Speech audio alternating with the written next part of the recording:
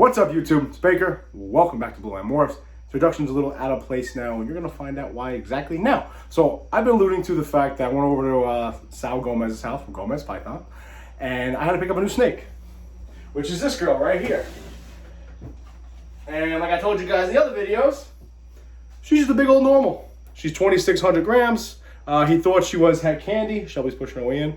He thought she was het candy. Turns out she wasn't, so he wanted to sell her off. And he knows I like normals. I love my big normal girls. Here she is, as she bites me in the face.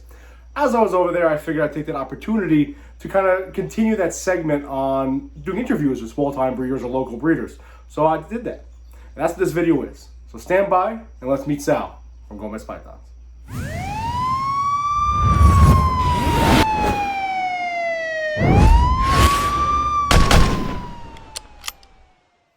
What's going on, guys? So I'm here with Gomez from Gomez Pythons. Sal Gomez, yeah.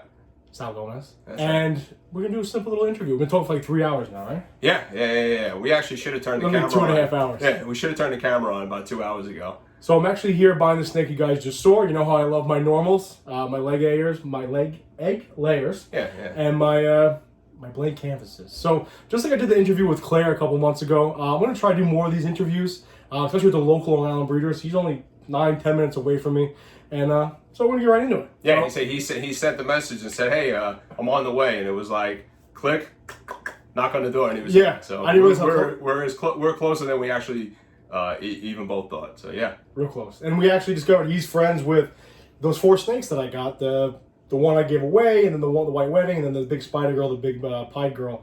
My old teacher I got him from, he actually grew up with. Yeah. Local reptile shop, long time friend. Yep. So Long Island's like a hotbed for a reptile. There's a lot of us out here. But yep. So first and foremost, let's plug your channel and your Instagram. Okay, so we are Gomez Pythons. We're a small family-run, basically ball python breeding business. I started breeding snakes back in 1999. Bred my first couple of boa constrictors. I was in 5th grade. Yeah. Wait, really? Oh shit, man. Yeah. We talked about age. He's not much younger than me, but that made me feel a lot older than him, by the way. Go ahead, no, that's fine, man. So so back then I had a couple of cool animals, and over the years bought some ball pythons, bred a few snakes. By no means whatsoever do I consider myself a breeder of these awesome animals, but I fell out of the hobby for a little while, and over the last couple of years, we made some cool purchases and awesome animals along the way. So now here I am today. What made you get back into it? I always had reptiles in my life, always. So it was like I always had one, and it was always that, like you were about to say, that itch you needed to scratch. And I like breeding stuff, you know. So when I buy animals, I always think about having room for the two, you know. Right, yeah, so it's to breed them, and I just missed them in my life. So what sparked it again? What animal did you pick up? We're gonna do a whole, after this we film this, we're gonna do another part 2 where we're gonna show off all his snakes, including his rat shed in the back. But what sparked, like what animal did you buy to spark this all over again? So it was a ball python. It was just we always had a corn. We bought a corn snake about 10 years ago. He's not in the snake room, or else I would have held him. And we had him, and I'm always thinking about, like, out of the hobby, but I'm always dipping in and out of Morph Market and the Facebook pages. And then I have a very close friend of mine, Kevin Johnson from Kevin Johnson's Reptiles. Do a little plug for him. He has an awesome collection, which eventually someday I'm gonna film. And we were just bullshitting one night, and he's like, "Dude, you need to get some more snakes again." Oh, yeah. And I said, "You know what? You're 100% right, man." I said, I've been out of this hobby for too long, and it's just it's a part of me is missing not having them. Right. So we worked out some things, and he let some animals go that he wasn't going to, and that was a group of about 6 snakes, and now here I am with like 60. Yeah, behind us. Quick, doesn't it? Yeah, it grows real fast. Yeah, I always make the joke when Rob first moved in, I had like 9 ball pythons. The time he left, I had like 25. I'm like, I don't know what happened, but my bank account's empty and my room's full. So yeah. It is what it is. Yeah. So what do you work with primarily? So primarily we work with ball pythons here. What about the morphs? Right. Yep. A big part of our collection is the candy gene. It was something that I saw back at we were talking about earlier. Peter Call, OG in the snake business. It was a snake that I saw at his facility many years ago, and I just loved. And it was something that my friend had quite a bit of, and we worked out a deal. And now that's what I have mainly as my ball python breeding project. That's the main one. But in recent months, I've started to branch off in different directions. You know, we have some other cool stuff that we'll take a look at. But a lot of it has the candy gene somewhere mixed in. Gotcha. You know, and then we have it's clown. It's always like something to do with a certain. Yeah, right. So you have that little niche that you love, and we have some cool clown stuff. Actually, some clown that has some candy in it, which we'll take a look at. We'll take a look at. Yeah. Spoiler alert. What's up? Yeah. We're just gonna do a little tour of some of my snakes, and then we also have a small shit. Something slipped and fell here. All right, back to it. We also have a small group. I'm gonna edit that out. No, we're not. We're not. I don't know how to do it. That's why. That's the only reason why. Right? I don't know how to do it either. Yeah. So that's why I have my son do all the editing. I do not have a son. I have a dog. So. Yeah. Unless you get a well-trained dog, it's not happening. Right. But anyway, we digress. So I do keep a small group of blood pythons. Oh yeah. Because like we talked You about. gonna breed them? Yes, we are going to breed them. Yeah, go ahead. What made you get into the blood pythons too? That's it, right. That's exactly what I was going to say. Our mutual friend, his old high school teacher, had two blood pythons, Mickey and Mallory, back in the day. Yeah, I told you used to bring them. They were nasty, but he would show them and then put them away. Yeah. Nobody wanted to get bit by them. Yeah. And ever since then, I had like this huge infatuation with blood pythons. Always loved them. I know some people think it's like the gateway snake to venomous. Even when you opened the tub up before, like you saw me, I was like, Yeah. I dabble in my retic. I know her body language. I know I'm gonna get tagged. I know what she wants to eat. With this thing, I was like, I don't know about that. Yeah. Not a fan. Right. He actually thought I was setting him up for failure. failure. I was like, you're trying to get me bit. Yeah. You're like, no, I'm like, yeah, you are. It's moving around. I was like, yeah, I get it, man. Right. So, you had a couple clutches this year? We did. We had we actually bred 6 females this year and produced 6 clutches. Oh, nice. For a total of 42 hatchlings, and we produced. That's what we got over here, right? Yeah, we got some hatchlings there, and we were looking for our main project was the Candy Pie project, and we produced 1 so far. See, that snake's gorgeous. Yeah. Thank you, man. Yeah, it's a cool snake. It was actually the first egg cut. You can check that out on my YouTube channel. Yeah, we did an egg cutting on. I'm gonna put all his information down below, guys. Essentially, I'm just gonna put the link for his Instagram and his YouTube channel. Make sure you go subscribe to him, follow him on Instagram and YouTube, etc., guys. So the blood pythons, real quick. This would be. I don't have any breeding experience with them. Okay. So this is going to be my first year. Is it similar to ball pythons? I have no idea. I'm not gonna pretend like I even know. Dude. I haven't gotten to that point. Let it ride. Let it ride, baby. I'm growing them up. I have noticed the differences. Great YouTube content.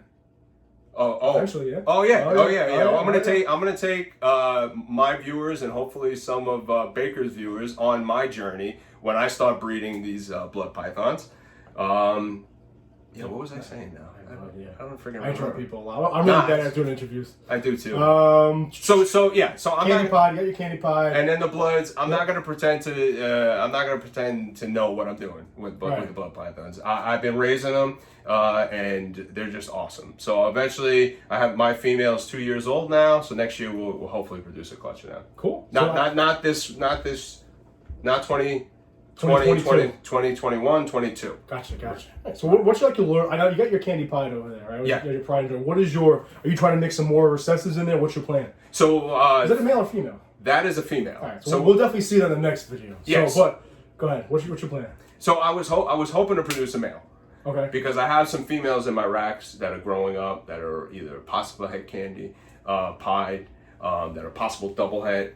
With some different morphs, you know, I have some stuff that's with black pastel and trick in it. Some stuff that has, what's the other one?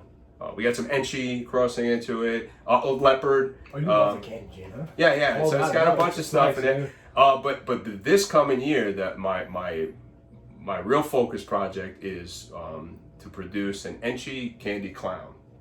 Okay. So I actually have the ingredients to produce that animal. So you're taking a shot at that this year? Yeah, This coming breeding season. So it's either gonna be pastel candy clown, or if my male is ready to breed, gets big enough, I have a double het pastel lesser, double het candy clown female that he'll be going. Oh, that'd be awesome. I hope you hit the eye. That'd be awesome. Yeah. So you have like a full family operation going on here, right? Yeah. So my family's involved in everything. That if you check out his channel, he's got his kids running around. He's getting mad at his kids, right? The wife's running around. So how'd you get? A lot of people complain and say like their significant other not big into the snakes, not big into reptiles. How did you get? Obviously, the boys probably wasn't that hard, right? To get them interested in reptiles. No, it was pretty easy. So how did you get the wife to be okay with this whole room and dude? It is unconditional love, man. Is that easy for you? I don't want to boast about it, but I have a wife that is almost too understanding to her fault. Okay. So it's like advantage. Is that what you're telling me? Okay, so you can look at it that way. You can look at it that way, or you can look at it as she has unconditional love for me. Supports you no matter what. Supports me to no end. Now does she handle this stuff or no? Okay, so I don't know if you've seen some of the videos, which I think you have, and we occasionally put a snake in her hand and watch her freak out. Just for the comedy of the videos, you know. But at least it's in her hand, right? Yeah, dude. Yeah. So any advice to people who are trying to get their significant other involved in the reptile game? Oh man. I guess I would say make sure. Well, if you're just gonna own a reptile, then that I don't know. But if you're gonna invest in snakes, make sure you could still pay your mortgage. Make sure you're not. Don't cause more issues. Make sure you're not taking food out of your family's mouth to buy snakes. Right, and it's probably a good rule of thumb for everybody. Yeah. But numbers, listen, it's fine. Right. I'm a detective in the city, and I'm Uber eating on the side. I'm sure you guys have seen him driving around with Shelby in the backseat of the car. It is weird. Now, I don't know. I don't really have much insight. Everything that we do here is surrounded around family. So I always make sure that I keep that at the core of everything that we do, and from that, everything just kind of snowballs. You know, we get to do this stuff together. Even the videos that we're making now, you know, the kids are involved. Sometimes they don't want to be. One of the videos, like my son is standing here in the corner looking like he wanted to choke me out and get out of the room. Yeah, dude, I hope that answered your question. I don't know if it did. I don't know if it did. I don't have a wife, so I don't know. Yeah. So, last question. Yep. How big you taking this? What's your plan? What's your end goal? There's no end goal, right? We're constantly doing this, constantly upgrading collections, constantly getting new morphs and new genes, but where do you want to take this?